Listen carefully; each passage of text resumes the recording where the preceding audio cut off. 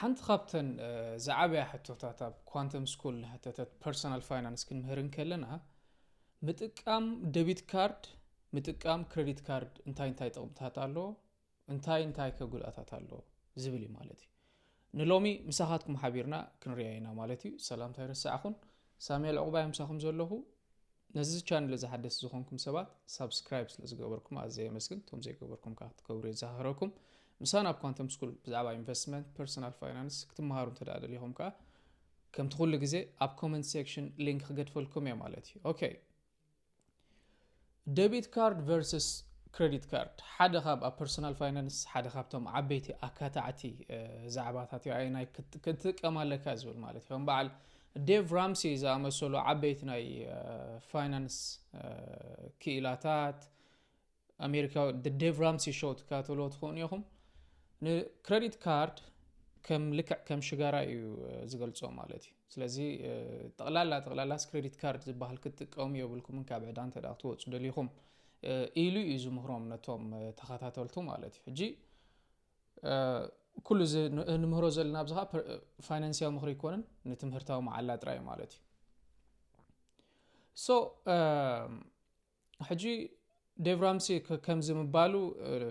ምኽንያታት ኣለዎ ናቱ ምኽንያታት ኣለዎ ማለት እዩ ኦቨርኦል ክንሪኦ እንከለና ግን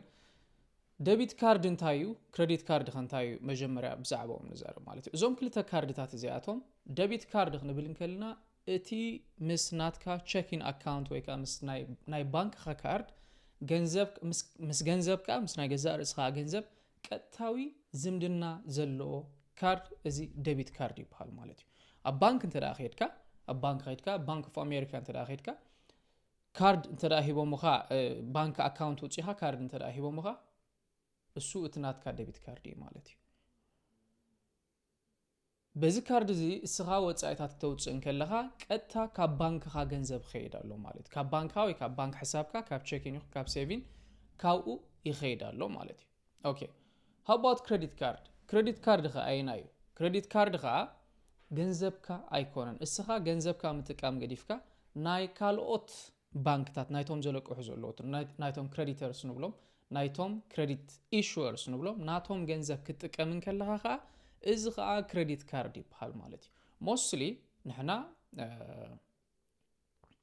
እንታይ ኢና ንጥቀመሉ ዴቢት ካርድ ሞስትሊ ክሬዲት ካርድ እዚ ብልምዲ ኣብ ሾፒንግ ንጥቀመሉ ብኡ ንኸፍለሉ ካርድ እሱ እቲ መብዛሕትና ማለት እዩ መርክልቲኡ ክትከፍለሉ ትኽእል ኢኻ መብዛሕትና እሱ እቲ ክሬዲት ካርድ ዴቢት ካርድ ኸ let's say ኣብ ናይ ኢንቨስትመንት አካውንትና ኮኔክት ንገብሮ ኣብ ኣዝዮም ኣገደስቲ ዝበሃሉ ዓበይቲ ትራንዛክሽናት ኮኔክት ንገብሮ ካሽ ዊዝድሮው ንገብረሉ እሱ ኸ እቲ ዴቢት ካርድ ይኸውን ኣሎ ማለት እዩ ሶ እንታይ ጥቕምታቱ ሕጂ እዚን ክሬዲት ካርድን እንታይ ጥቕምታት ኣሎ እንታይ ከጉዳታት ኣሎ ኢና ክንሪኦ ማለት እዩ ኦኬ ሕጂ ብዴቢት ካርድ ንጀምር ዴቢት ካርድ እንታይ ጥቕምታት ኣሎ ዴቢት ካርድ ዴቭ ራምሲ ኸምኡ ክብል እንከሎ ዴቢት ካርድ ስለምንታይ ከም ዝብል ዘሎ ኣይትጠቀሙ ዝብል ምክንያቱ ዴቢት ካርድ ካብ ዘለካ ገንዘብ ጥራይኻ ትጥቀም ዴቢት ካርድ ጌርካ ክትገዝእ እንከለኻ ዝኾነ ነገር እንተ ደኣ ሃሊካ ገንዘብ ክትገዝእ ኢኻ እንተ ዘይብልካ ኣይ ክትገዝእን ኢኻ ዲክላይን ክገብር ወይ ከዓ እቲ ካርድኻስ ኣይክሰርሕን እዩ ማለት እዩ እዚ ኸኣ ንዓኻ ኣብዚ ምዕራባዊ ዓለም ሓደ ዝኸፍአ ሽግር ኮይኑ ዘሎ ካልእ ፎርም ኦፍ ስሌቨሪ ኮይኑ ዘሎ እንታይ መስልኩም ካልእ ኣቃውማ ናይ ጊላነት ኮይኑ ዘሎ ሓሻሽነት ይበሃል ሓሻሽነት ኮንሱመሪዝም ማለት እዩ ብሙሉኡ ኣብ ከባቢና ዘሎ ረእይዎ ንሕና ኣብ ሓሻሽነት ኣብ ውቅያኖስ ናይ ሓሻሽነት ኣብ ናይ ምሕሻሽ ከጥሕለና ዝተዳለወ ሲስተም እዩ ማለት እዩ ካብ ሓሻሽነት ናይ ሓሻሽነት ወልፍ እንተዳ ሃሊካ ኸ ጠቕሊልካ ፋይናንስያዊ ሓድነት ዝበሃል ኣይትጓናፀፍኒ ኢኻ ማለት እዩ እዚ ክኸውን ስለ ዝኽእል ከዓ ዴቭ ራምሲን ካልኦት እንታይ ይብሉ ቶም ንክሬዲት ካርድ ዘይድግፉ እስኻ ዘለካ ናይ ሓሻሽነት ልምዲ ብፍላይ ሓሻሽ እንተዳ ኾንካ ክሬዲት ካርድ ዝበሃል ክትጥቀም ክትክእል የብልካን ዴቢት ካርድ ተጠቅም ተዘይብልካ ኸኣ የብልካን ኣትሊስት ካብ ዕዳ ምእታው ኣብ ዜሮ ሲ ጠጠው ክትብል ኢኻ ኣብ ዕዳ ወይ ከዓ ኣብ ዕዳ ሳይ ክትኣቱን ኢኻ ማለት ዴት ቤዝድ ዝኾነ ኢኮኖሚ ኣብ ዕዳ ሳይ ክትኣቱን ኢኻ ብዘይ ገንዘብካ ብዘይብልካስ ክትሕሽሽ ኣይትኽእልን ኢኻ ይብል ማለት እዩ ካልኣይ ፊ የብሉን ክትጥቀመሉን ከለኻ ዴቢት ካርድ ፊ የብሉን ወይ ናይ ትራንዛክሽን ፊ የብሉን ማለት እዩ ወይ annual fee ወይ interest fee ናይ ወለድ ወይ ከዓ ዓመታዊ fee የብሉን መብዛሕትኡ ዴቢት ካርድ እዚ ከዓ ካልኣይ ጥቕሚ ናይ ዴቢት ካርድ ማለት እዩ ዴቢት ካርድ ክትጥቀም ከለኻ ዝኾነ ኣብ ልዕሊ እቲ ትኸፍሎ ዘለኻ እቲ ኸፍሎ ክፍሊት የለን ማለት እዩ እዚ ንመን እዩ ዝበለፀ እንተደኣይልና ኣብ ዕዳ ዘለዉ ቀንዲ ሰባት ኣብ ዕዳ ዘለዉ እሞ ዕዳ ክውስኹ እንተዘይደልዮም ንሓሸሽቲ ሰባት ባህሪኻ ትፈልጦ ኢኻ ሳይኮሎጂ ናይ ገዛእ ርእስኻ ናይ ፋይናንሻል ሳይኮሎጂ ናይ ገዛእ ርእስኻ ትፈልጦ ኢኻ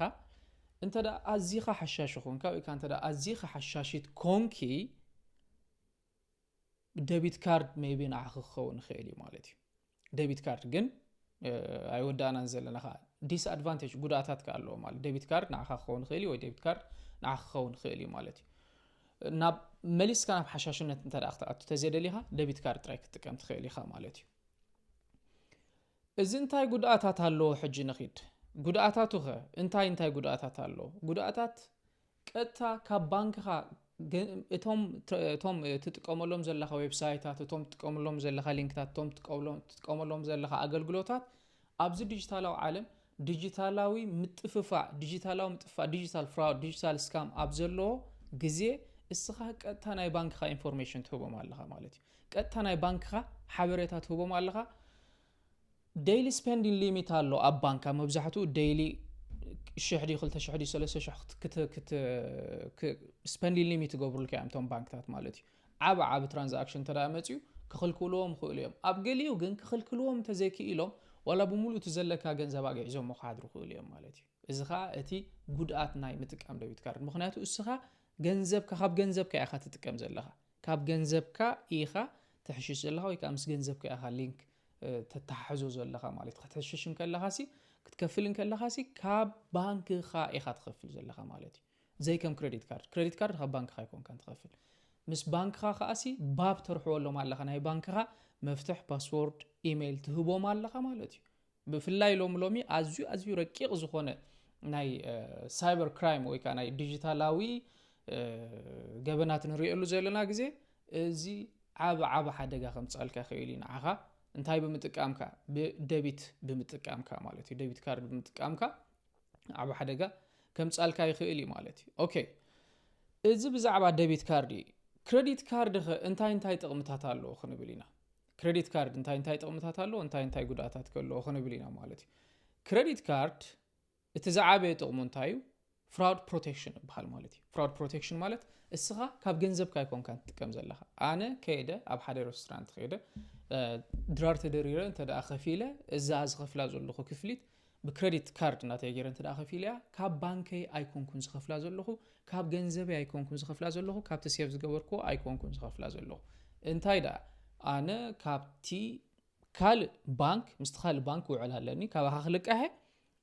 ንግዚኡ ዝጥቀመሉ ገንዘብ ካባኻ ክልቀሐ ኣነ ከዓ ንዓኻ ወርሓዊ ክኸፍለካ ኢለ ዝኣተኽዎ ውዕል ኣለኒ which is ክሬዲት ካርድ ይበሃል ማለት እዩ ካብቲ ናይ ካልእ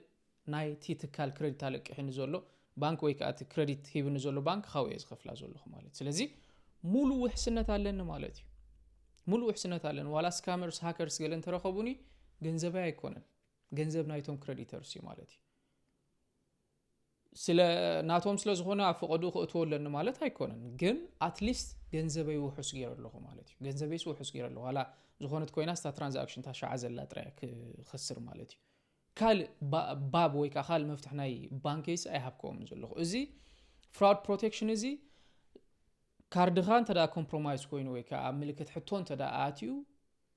ካብ ገንዘብካ ትጥቀም ስለዘየለኻ ዝዓበየ ውሕስነት ኣለካ ማለት እዩ ካልኣይ ጥቕሚ ናይ ክሬዲት ካርድ ሪዋርድ ኸ ኣሎ ማለት እዩ ካሽባክ ሪዋርድ ኣሎ ገሊኡ ካብ 1 ክሳብ 5% ዝበፅሕ ንዝተፈላለየ ንኣብነት ጀመናይ ዝበሃል ክሬዲት ካርድ ኣሎ እዞም ጀመናይ ብቢትኮይን ሪዋርድ ይህቡኻ እዮም ማለት እዩ ክትሕሽሽ ከለኻ ክሳብ 4% ዝበፅሕ ብቢትኮይን ገይሮም ይህቡኻ እዮም ማለት እዩ ኣብ ኣሜሪካ ቬሪ ዌል ኖውን ዝኾነ ክሬዲት ካርድ እዩ ኮይንቤዝ እውን ከምኡ ካርድ ኣለዎም ኩሎም ከምኡስ ካሽባክ ዝህብ ካርድታት ኣለዎም ማለት እዩ ክሪፕቶ.com ከምኡ ሳልሳይ ብዘይካ ሪዋርድ ትውሃቦ ካብ ዝሓሸሽካዮ ሪዋርድ ትውሃቦ እዚ እኳ ንክትሕሸሽ ሞር እንዲ ዝዕድመካ ሓሻሽነት ኣብ ምቑሕ ሓሻሽነት እንዲ ዘእትወካ ግን ኣትሊስት ካብ ትሕሽሾ ዘለኻስ ይህቡኻ ኣለዎ ግን መሊስካ ከኣስ ክትውሃብ ኢልካስ ኤኒዌይ ንዓኻ ዝጠቅም ነገርሳ ኣይኮነን fraud protection is عابي in my opinion بناتي الرأي سالساي credit building أبز معرابو عالم كله credit based كم زبل نايو بكريدت ويكا بحجي هيوتكا خاب تخفلو جنزب تلك إحراز جبر فاينانسياوي سرعة سلازولو أب كومو عينت مئتاو زي ترف أبتي كومو عينت فاينانشال سريفر مئتاو زي ترف كا نعاغا كترب حلو خاص صبغي مالتي إزي كريدت بيلي نزخات صبغي إزي كريدت بيلي كريدت سكور زلا على كريدت سكور زولو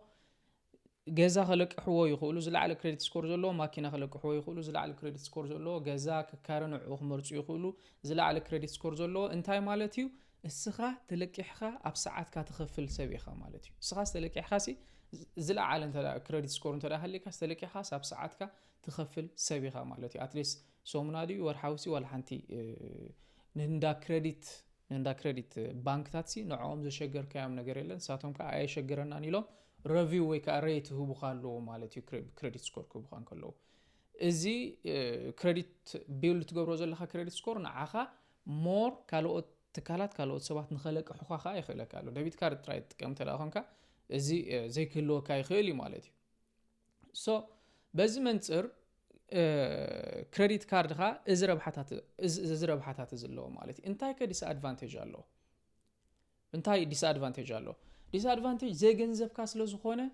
ክትሕሽሽ ስቂልካ ክትሕሽሽ ትኽእል ኢኻ ክሳዓቶም እንዳ ክሬዲት ዘፍቀዱልካ ስቂልካ ክትሕሽሽ ትኽእል ኢኻ እቲ ምሕሻሽ ከኣ ንዓኻ ኣብ ዕዳ ክትወካ ይኽእል ማለት እዩ ኣብ ዕዳ ምስ እትወካ ኣብ ሰዓቱ እንተዳ ዘይ ከፊልካዮ ኣብ ሰዓት እዚ ናይ ኣሜሪካ 1.3 ትሪልዮን በፂሕሎ ናይ ኣሜሪካ ዕዳ ናይ ዴቢት ካርድ ኤን ናይ ኣሜሪካ ናይ ካናዳ ናይ ዩሮፕ ኢንትረስት ሬት ናይ ክሬዲት ካርድ ካ ክነግረኩም ዘሰንብዲ ብጣዕሚ ዘሰንብዲ ናይ ኣሜሪካ ካብ 19% ክሳብ 23% እዩ ሓንሳ እንተ ዳ ዘይ ከፊልካዮ እቲ ተለቂሕካዮ ዘለኻ ብክሬዲት ካርድ እንተ ዘይ ከፊልካዮ ክሳብ 23% ወለድ ኣለዎ ማለት እዩ እዚ ቀሊል ወለድ ኣይኮነን ማለት እዩ ካብ شحس كساع كلتن سالسان كلتن حمسان قلنا زربالنا مالتي شحت تلقي حس كساع كلتن $50 زخومسي ولا سلامنتاي دا كريديت يلقو خالو تلالكا ازيت مخصبو فولتو يوم دك سبات ديسيبلين كم زي بلوم فولتو يوم اب قطباو هيوتهم اب فاينانسياو هيوتهم ديسيبلين كم زي بلوم حشاشنتهم مخنياتو بزو ملو معلت بروجرام غبرو خاص لزوعل بسوشيال ميديا حشاشن ختكون بوسي already manipulate كون كخم زلخا سلاز فولتو زي اتاناتهم لعلتا زلات كباجت كتحششيها بدحريو اي كتكفلونيها ولدك 10% يصعنو خالو مالتي زي حدا كابتي زعبي ديس ادفانتج متقام ناي كريديت كارد مالتي ناي كندا تدارينا كومو كاب 19% 24% يخفلوا توم بانكتات ناي ولد ناي كندا ناي كريديت كارد مالتي ناي اوروبا تدارينا كاب 19% كبصح خيلي موسل ግን ኣብ ሰሜን ኣሜሪካ ይኸን እንደዚህ ናይ ክሬዲት ዝለዓለ ኮንሱመር ክስታይ ዘሎ ማለት እዩ እዚ ብጣዕሚ ልዑል ዝኾነ ተጠቃምነት ናይ ክሬዲት ዘሎ እዚ ሰሜን ኣሜሪካ እዩ ማለት እዩ ሶ ኤውሮፓውን ካብ 19% ወለድ ኣሎ ትራምፕ ነዚ ናብ 10% ገለ ከጉድሎ ዝብል ዘሎ ነዚ ናይ ክሬዲት ካርድ ኢንትረስት ሬት بتعم قتالي نميدل كلاس أزوج هاسيو نوعي كوردو زبل زلوا مالتي so disadvantage خا أزي مالتي أنت دا السخاء discipline زي بالكان ترى أخوينو أي تتأكمل له خام جمرة أنت دا على علته توقت حشش تخيل سبتر أخون كأيد ليه كاني ديبيت كارد متكام حشكا ديبيت كارد خا تتأنكر كا وي كاش أو تيها وي كات على ديبيت كارد خا غير كا تنزخ فلا مخبال حشكا مالتي at least كستاي ولا تقبرو تخيلي خا daily spending تقبرو له تخيلي خا أنت دا زخونه كاب بانكي كي طفان وي قال انت دايلكا ديلي سبندين ليميت واحد كبرت خيليها انت زي كوينو اسخا كريديت كارد تتقيمه كريديت سكوري كعبي كريديت كارد تتقيمه بانكي كوحس انت دايلكا كن كل غزي مانزلي خفولو اتز تلقي حاجه زلخاسي باي 2 ويكس دي ولا باي مانسي كفولو كل غزي مالتي كل غزي every 2 ويكس كفولو every 2 ويكس انت داخل في الكاسي ولا حنتي وحوشيخا زيرو بالانس كون خلالو دان زيرو بالانس انت دا خوينو ولد زبهاري بالكانسخا مالتي زين كلتا سومو زي انت دا $200 اتفيها نزن $200 ابزن كلتا سومو ክፈለን ብድሕሪኡ ዜሮ ኮይኑሎ እንደገና ኸ ኣብተን ዝቕፅላ ዘሎ ክልተ ሶም ዝተጠቐምካ ኣለና 400 እንተዳ ኮይነን ንዓን ከዓ ክፈለን ደን ዋላ ሓንቲ ከይከፈልካ ክሬዲት ስኮር እዚ ኢንትረስት ሬት ኣብ ልዕሊ ክሬዲት ካርድኻ ወይ ከዓ ወለድ ኣብ ልዕሊ ክሬዲት ካርድኻ ትዝበልና 20% ከይከፈልካ ነቲ ዘሎ ፋይናንስያዊ ስትራቴጂ ኣብ ምዕራባዊ ዓለም ዘሎ ብዝግባእ ክትጥቀመሉ ክኢልካ ኣለኻ ክትጥቀመልካ ዘይኮነስ ክትጥቀመሉ ስኻ ክኢልካ ኣለኻ ማለት እዩ ስለዚ in my opinion ክሬዲት ካርድ ክትጥቀም ክትክእል ኣለካ ምክንያቱ ከም ዝበልናይ ዲጂታል ፍራውድ ኣብ ዝበዝሖ ወይ ከዓ ዲጂታላዊ ምትላል ኣብ ዝበዝሖ ስለ ዘሎ ኣብ ብፍላይ ኣብ ዝኾነ ተእትዎ ነገራት ኣብዚ ኣማዞን ተእትዎ ኣብ ዝኾነ ዌብሳይታት ተእትዎ ገለ ተተኻኢሉ ብክሬዲት ካርድ ክኸውን ክኽእል ኣሎ ማለት እዩ እሳ እዚኣ ካልኣይ ሓሻሽነትካ ኸኣ ብባጀቲን ልክዕ ባጀት ጌርካ ወርሓዊ ባጀተይ ክንዚያ ኢልካ ባጀቲን ክትገብር ክትክእል ኣለካ ተዘይኮይኑ እዚ ዘሎ ሓሻሽነት ንዓኻ ሞር ግዳይ ዝገብር ዓይነት ሓሻሽነት እዩ ዘሎ ብዝምዕራባዊ ዓለም ማለት እዩ ነዚ እንተዳ ፈሊጥካ ግን ስኻ ብዝበለፀ ነቲ ዘሎ ፋይናንሻል ሲስተም ክትጥቀመሉ ስለትኽእል ክትረብሓሉ ስለትኽእል ሞር ከማን ናይ ክሬዲት ስኮር ሃኒፅካ ብድሕሪኡ እውን ዓበይቲ ለቕሓት ንቢዝነስ ንአንተርፕረነርሺፕ ንኻልእ ዝኸውን ክትረክብ ትኽእል ኢኻ ማለት እዩ